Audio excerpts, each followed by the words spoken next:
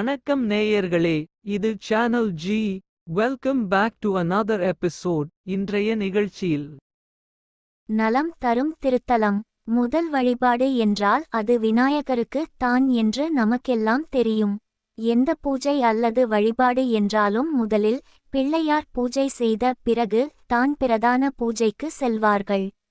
விநாயகர் பிம்பம் இல்லை என்றாலும் மஞ்சளில், மண்ணில், சாணியில் என பிடித்து வைத்து பிள்ளையாரை வழிபாடுவார்கள். கணபதிக்குத்தான் முதலில் பூஜை என்று ஏனுங்க சொல்றாங்க என்று உங்களில் யாருக்காவது கேட்க தோன்றுகிறதா?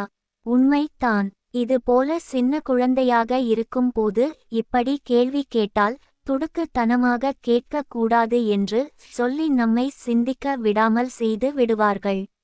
இப்பவும் இதுபோல குழந்தைகள் கேள்வி கேட்டால் நாம் பதில் சொல்ல விஷயங்களை தெரிந்து கொள்ள வேண்டுமே தவிர அவர்கள் சிந்தனையை தடுக்க கூடாது. அப்படி செய்தால் இது சடங்காக, மூட நம்பிக்கையாக இருந்துவிடும். உங்களுக்கு தெரியும், மனித வாழ்வுக்கு முக்கியம் நீர் தான் ஆதாரம். சந்திரனில் கூட நீர் இருக்கிறதா என்றுதான் ஆய்வு செய்கிறார்கள். நீரின்றி அமையாது உலகு என்பது திருக்குறள். எல்லா உயிரினங்களுக்கும் முக்கியம் முதலில் நீர் மட்டுமே என்றால் மறுப்பவர்கள் யாரும் இருப்பார்களோ? அறிவியல் கூட இந்த உலகம் 71 விழுக்காடு நீர், 29 விழுக்காடு நிலத்தால் அமைந்தது என்று தானே சொல்லுகிறது. நீர்தான் முதல் என்பதால்தான் நீர்நிலைகள் உள்ள இடத்தில் உள்ள பிள்ளையாருக்குதான் முதல் பூஜை. தண்ணீரை கண்டால் யானைக்கு அலாதி பிரியம் என்பதால்தான் அந்த ஆறுமுகனின் அண்ணன் ஆனைமுகனுக்கு முதல் வழிபாடு. அறிவியலை ஆன்மீகத்தில் வைத்து அப்படியே பழக்கப்படுத்தி விட்டார்கள் நம் முன்னோர்கள். இதுதான் தமிழர் வாழ்வியல் முறை. எங்கெல்லாம் நீர்நிலைகள் உள்ளதோ அங்கெல்லாம் ஒரு விநாயகர் சிலை இருக்கும். நீர் வளம் நிறைந்த செழிப்பான இடத்தில்தான் அரச மரம் வளரும். அதான் அரசமரத்து விநாயகர், ஆற்றங்கரை விநாயகர் என சொல்லிக்கிட்டே போகலாம். இது போன்ற நீர் வளம் தேடும் மரங்களை விருட்ச சாஸ்திரம் குறிப்பிட்டு காட்டுகிறது. ஆக ஜலநாடி ஓடும் இடங்களில் எல்லாம் பிள்ளையாரை வைத்து வழிபடுவது நீரின் ஆதாரத்தை முதன்மைப்படுத்தவே என்பதை புரிந்து கொள்ள வேண்டும். சர்ப்ப கிரகங்கள் நீங்களாக, ஒலிக்கிரங்கள் 2, பஞ்சபூத கிரகங்கள் 5 என 7 விநாயகர் சிலை கொண்ட கோவில் தான் இந்த வார சிந்தனைக்கு தரப்போகிறேன். இங்கே 5 விநாயகர் ஒரே இடத்திலும், கோஷ்டத்தில் ஒரு விநாயகரும், ஆகண்டல விநாயகர் என இத்தலத்து விநாயகரும் ஆக 7 விநாயகர் அமைந்த இந்த திருக்கோயில் கடல் அருகே சுமார் 3 கிலோமீட்டர் தொலைவில் உள்ளது.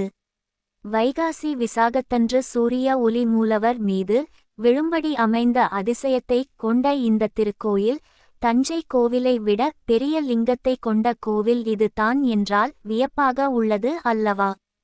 பானத்திற்கு 3 முழமும் ஆவுடையாருக்கு 30 முழமும் வஸ்திரம் சார்த்தும் அளவுக்கு சுவாமி மிகப்பெரிய லிங்கமாக இருந்து அருள் பாலிக்கிறார். சோதிட ரீதியாக சிலர் செவ்வாய் தோஷம் உண்டு என்றும் சிலர் அப்படி ஒன்று இல்லை என்றும் சொல்லுவார்கள். ஆனால் செவ்வாய்க்கு தோஷம் போக்கிய தலங்கள் தமிழகத்தில் 3 உண்டு.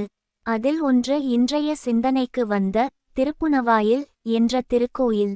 ஜாதகத்தில் செவ்வாய் நீசம் பெற்று இருந்தாலோ, நீசம் பங்கமாகி இருந்தாலோ, 4, 8, 12 இல் இருந்தாலோ, சந்திர மங்கள தோஷம் இருந்தாலோ, உங்கள் நம்பிக்கைக்குரிய சோதிடர் ஆலோசனைப்படி இங்கே முறையாக வழிபாடு செய்வது அவசியம் என்பதை தெரிந்து கொள்ளுங்கள். பாம்பாற்றின் வாயிலில் இந்த திருத்தலம் உள்ளதால் புனல்வாயில் என்ற இந்த திருத்தலத்தில் விருத்தபுரீஸ்வரர் என்ற திருநாமம் தாங்கி அருள்பாலித்து வருகிறார். அம்பாள் சன்னதி சுவாமிக்கு இடதுபுறம் கிழக்கு பார்த்த படி அமைந்து இருக்கிறது. தொன்மையான இந்த திருத்தலத்தில் ஸ்தல விருட்சமாக சதுரக்கள்ளி செடி இருப்பது நம்மை ஒரு கணம் சிந்திக்க வைக்கிறது. கள்ளி, எருக்கு இவையெல்லாம் ஒதுக்க வேண்டியது அல்ல என்ற குறிப்பை காட்டுகிறது. இந்த ஸ்தல விருட்சம் இங்கு ஒன்று அல்ல. குருந்த மரம், மகிழ மரம், புன்னை மரம் உட்பட மொத்தம் 4. இவை 4 யுகங்களுக்கு ஒன்றாக உள்ள குறிப்பை காட்டுவதாக அமைந்துள்ளது. அத்தனை தொன்மையானது இந்த திருத்தலம். வழிபடுபவர்களுக்கு மறுபிறப்பு இல்லாமல் முத்தியை தரும் முத்தி க்ஷேத்திரமாக உள்ளது. திங்கள் கிழமை தோறும் அகத்தியர் பூஜித்த லிங்கத்திற்கு இங்கு பூஜை செய்யப்படுகிறது. சந்திர மங்கள தோஷம் உள்ள ஜாதகர்கள்.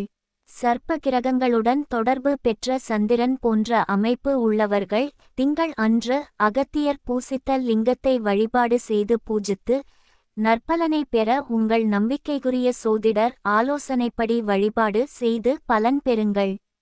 இங்கே சூரியனும் சந்திரனும் சிவனாருக்கு எதிரே இடம் மாறி அமைந்து இருப்பதும் இதைத்தான் குறிக்கிறது. இன்னொரு குறிப்பை சொல்கிறேன், காதை கொடுங்கள்.